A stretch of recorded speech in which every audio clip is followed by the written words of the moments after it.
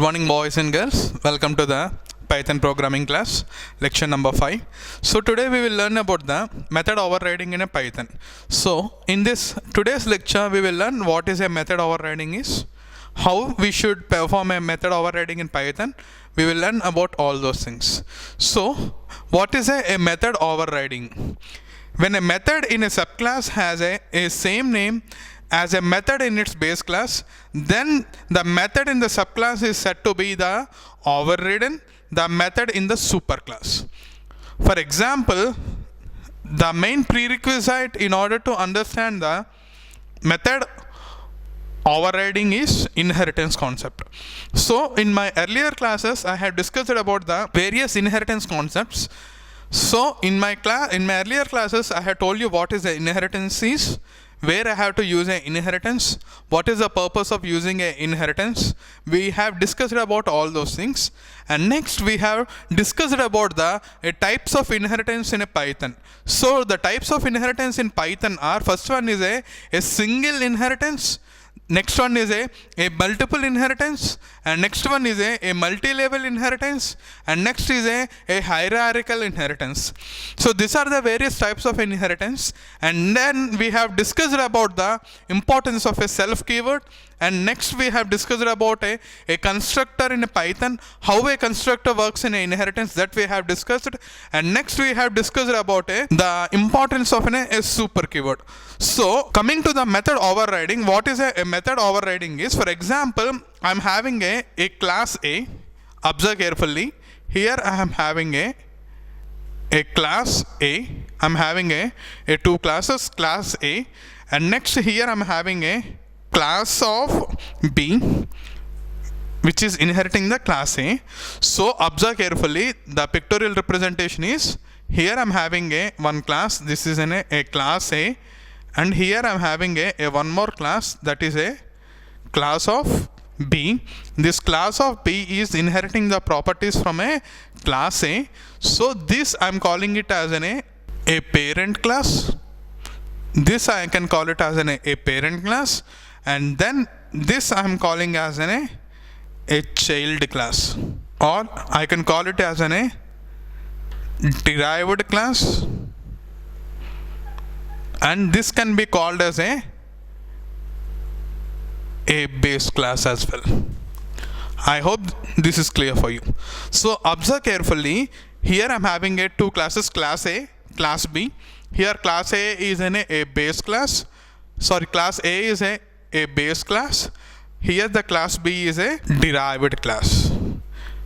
Here class B is a derived class. For example, in the class A I am having a one method, and the name of that method is a method of A method, and it is taking self as an argument followed by parenthesis, and inside here I am writing one print statement, print method A. And here observe carefully, here I am taking one more method, define of method, and this is taking a self as an argument, and here I am writing a print statement, print of method B, method of B. So observe carefully here, here I have taken a class A and a class B, and this is a single inheritance. Here I am going with a single inheritance concept. This is a single inheritance concept. Observe carefully, here I have taken a one method inside a class A. Inside a class I have taken one method, and the name of that method is a method.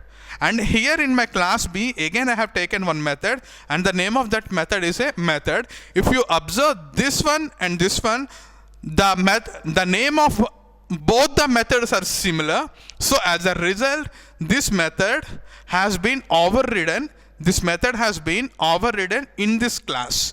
So as a result, what happens is, the older one will be vanished and we will have the new one. So this concept is known as a method overriding. I hope this is clear for you what is a method overriding is. And next I have to create an object for this one. So I'll create an object here. Obviously we have to create an object of a child class. So here what I'm doing is I have taken one variable b1 is equal to the name of the child, that is a b. What I'm doing is b1 dot method. b1 dot method. So what happens is I'm invoking the method which was there inside in a child class. So as a result, when I execute this program, what I'll get here is output. What I'll get here is output is equal to method of b. This is the output I'll get. So this concept is known as a method overriding in Python. I hope this is clear for you. So coming to the next one, method overriding with a multiple inheritance. So coming to the next one is method overriding with a multiple inheritance. So in this session we will learn about the how a method overriding will work in a multiple inheritance. So observe carefully. What I am doing is I have taken a class of parent, and next what I am doing is I am taking one more class of parent 2. I have taken a two classes. I am taking a class of child, and this is taking the properties from a parent 1 and a parent 2. So this is my class, and inside this what I am doing is I am writing one function definition of show, and here I am passing a self as an argument. So print inside parent 1, inside a parent 1, and here I am taking a one more function, that is a def of display, and here I am taking a self as an argument, and next I am taking a print inside of parent 2, inside of a parent 2. And coming to the child class, what I am doing is here I am taking a one more function def of show of self, and here I am taking a print of inside child. So I am done with a creation of a three classes, and next what I'll do is I'll create a one derived class, so one driver class. So what I'll do is created a one object, obj is equal to child. So obj dot show obj dot display. So as a result, now it will give me an output here. The output here would be, what it will give is inside child, and the output for this one is inside parent, inside a parent 2. So this is all about the how a method overriding will work in a multiple inheritance. So observe, if you want me to draw a pictorial representation, observe carefully. Here I am having a two classes. This is a parent 1 and this is a parent 2. So a child is having a child class. This child class is deriving the properties from a parent 1 and a parent 2. So this is how a method overriding will work in a multiple inheritance. So next we will talk about how a method overriding will work in a multi-level inheritances. Yeah. So now we will understand how a multiple inheritance will work in along with a method overriding in a Python. So observe carefully. Here I'll illustrate with a small example. Observe what I'm doing here is I have taken one class of parent 1, and next what I'm doing is I have taken a one more class, a class of parent 2, and next what I have done is class of child, this child is taking the properties from a parent 1 as well as from the parent 2. And next what I am doing is I am going to write down a driver code here, my driver code here. So obviously I'll create the object of a child class obj of child, and next what I'm doing is I'll invoke a method obj of show, and next one is obj of display. So these are the two methods I'm going to invoke. So I have to write these two methods inside my class. So observe carefully. Here in my parent class I am writing a one more method, and the name of that method is a show, and here inside this I am passing a self as an argument. And next what I am doing is print inside a parent 1, and here next what I am doing is writing a one more method, and the name of that method is a display of self, print of inside a parent 2. And next what I am doing here is in the child class I am writing a one more method, and the name of that method is a show of self, print of inside a child. So done, I am done writing it. So observe carefully, the hierarchical diagram here is I am having a parent 1, and I am having a parent 2, and I am having a child. This child is inheriting the properties from a parent 1 and a parent 2, and this type of diagrammatical representation that we are calling as a multiple inheritance. This is a multiple inheritance. Observe carefully, here the method show and the show both are overridden in the parent 1 as well as in a child class. So when I execute this program, what I'll get is the output here I'll get is inside a child. This is the output I am going to get, and for this what I'll get is inside a parent 2. This is the output I am going to get. So this is how a multiple inheritance will work when we go with a method overriding in a inheritance. So coming to the next technique, that is how a method overriding will work in a multi-level inheritance, that I am going to discuss. So we will learn about a multi-level inheritance in a method overriding is when we have a child and a grandchild relationship, that we are calling it as a multi-level inheritance. Now with a small example, we will understand how a method overriding will act in a multi-level inheritance is. So before going into a multi-level inheritance, with a small pictorial representation, I want to show you how a multi-level inheritance will look. So in the multi-level inheritance, I am having one class number 1, and in the next one I am having a class 2, and last I am having a class 3.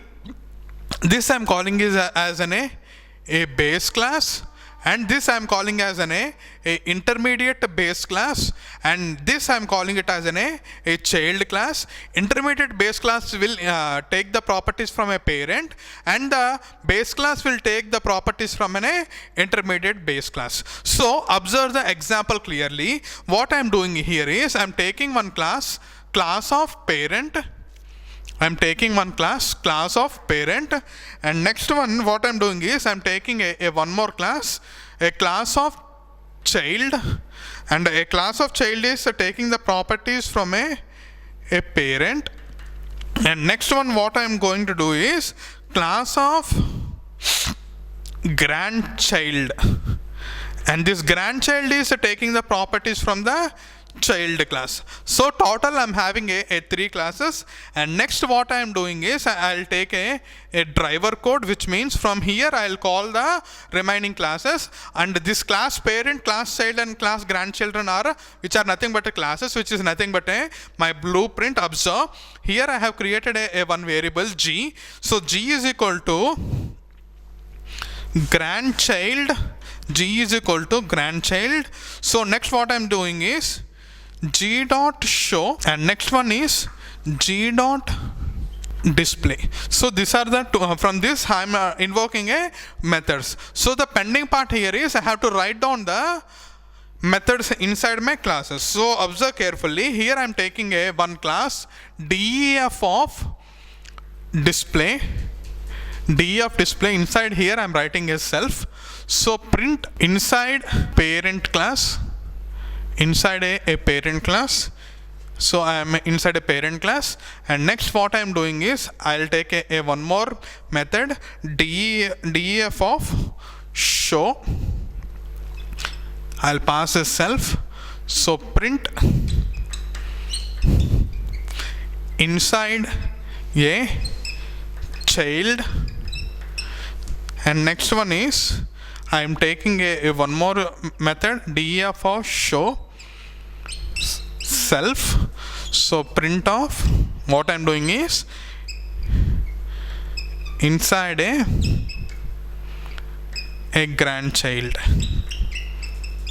inside a grandchild. So I am done writing here. So this is my parent class, and this is my child class, which is nothing but a intermediate base class, and here I am having a grandchild, which is nothing but a base class. I hope this is clear for you. So when I have created the object of a child class, I have created the object of a child class. I have explained you what is the purpose of creating a child class object here, and next with the child class object reference variable I am invoking the method show. Since here the show and show, here I have overridden, so obviously the overridden method will be executed. So the output would be here is inside a grandchild, this is my output, and next one is g dot display. So g dot display will print me the output inside a parent class, inside a parent class.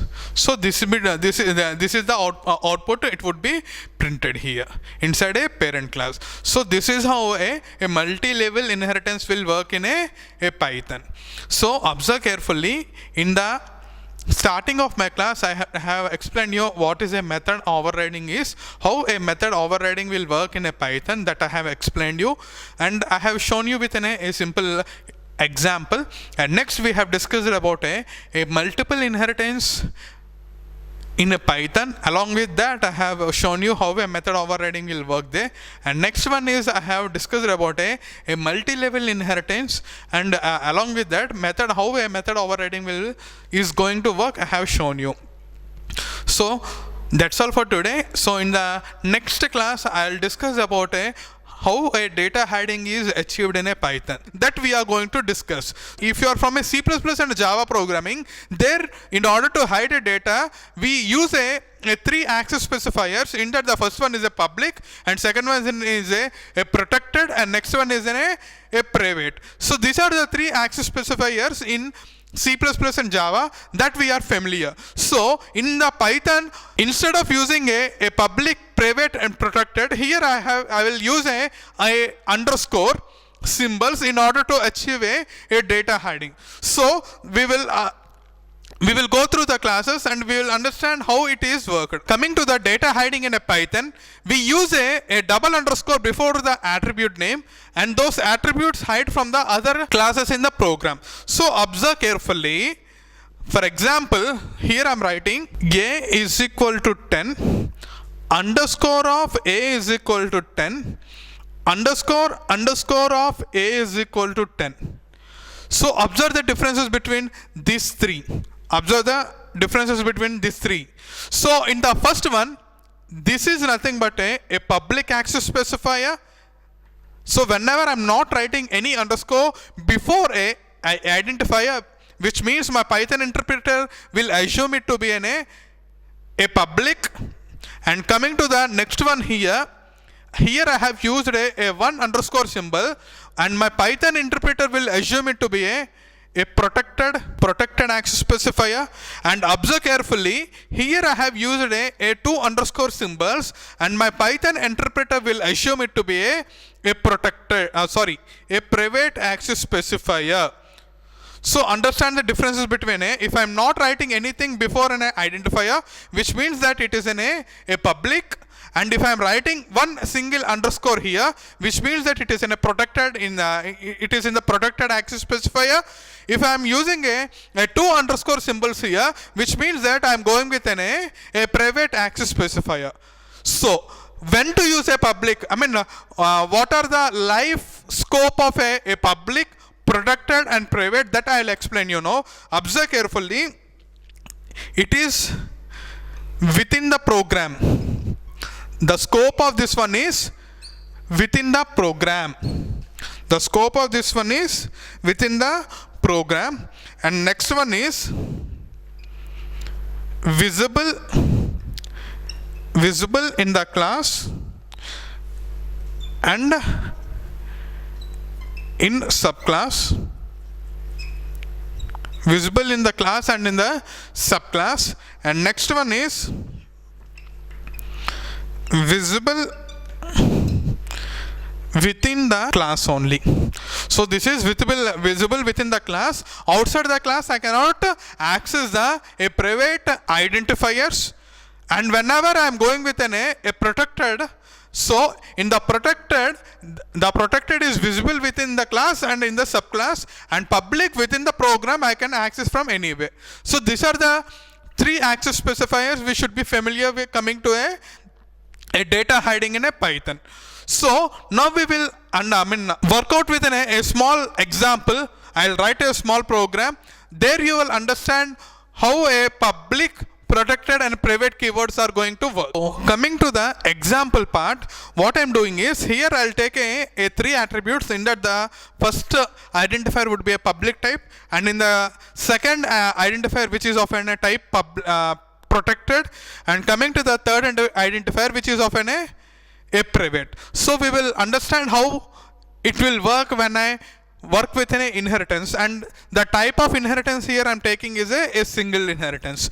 Observe carefully. What I'm doing here is, I'm taking a class of A. I'm taking a class A, and here what I'm doing is A is equal to 10, underscore B is equal to 20, underscore C is equal to 30. So I have taken a three identifiers, and these identifiers are of type, all these are instance variables. All these are the instance variables.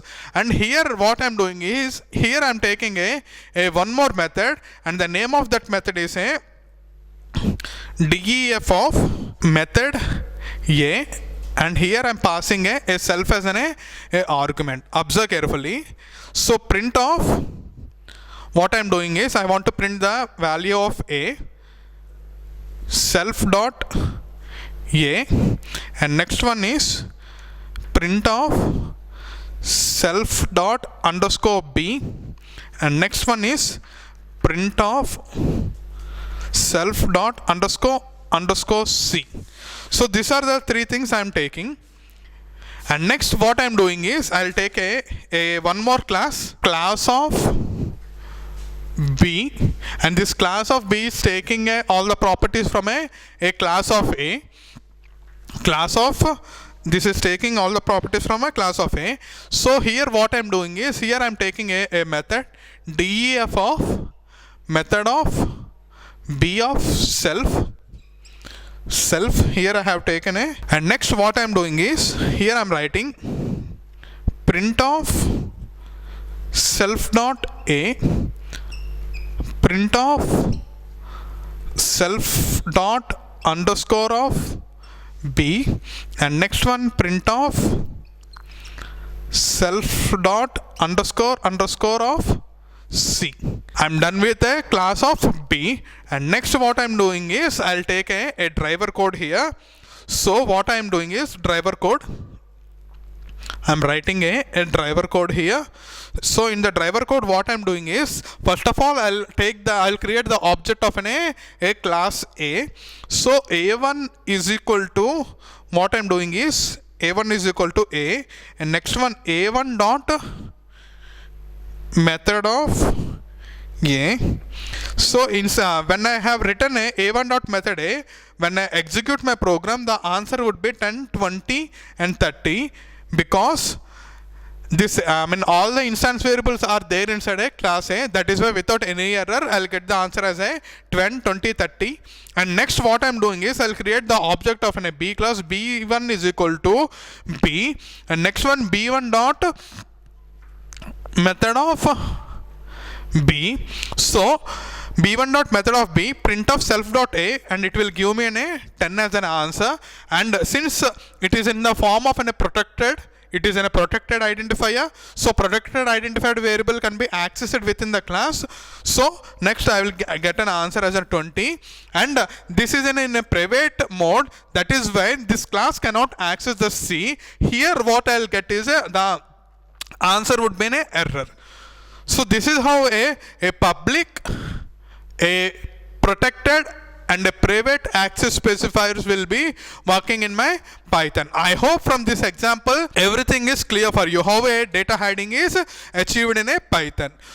So that's all for today. In the coming class, in the next lecture, we'll talk about how a exception handling is going to work in a Python. So in my next two classes, I'll talk about a exception handling. That's all for today. Thank you.